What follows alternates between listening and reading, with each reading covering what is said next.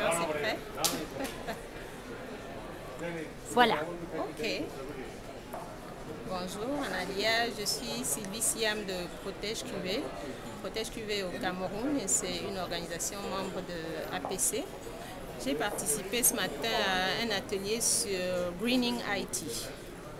Et c'était très intéressant parce que pourquoi j'ai d'abord participé? Parce que comme Protège QV fait partie du programme Greening IT de APC, Protège QV est intéressé par ce programme.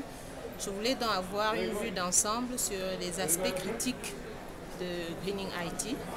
Et l'atelier m'a semblé très intéressant parce que ça nous a permis de voir quels sont les différents aspects qu'il faut rendre verts en fait, pour lequel il faut réduire l'empreinte carbone dans le processus d'utilisation des technologies de l'information et de la communication, et notamment au moment de la fabrication, au moment même de la dissémination, au moment de l'utilisation et après l'utilisation.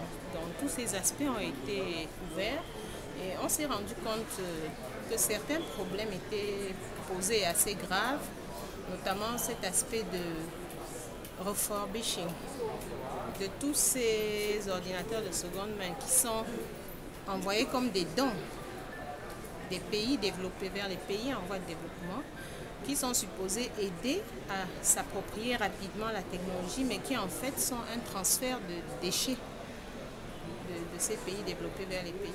Mais il y a une balance à faire, il y a un équilibre à faire. Qu'est-ce qu'il faut choisir? Est-ce qu'il faut choisir d'attendre de pouvoir acheter des ordinateurs neufs pour pouvoir se mettre à jour, pour pouvoir mettre les pays en développement à jour, ou bien est-ce qu'il faut...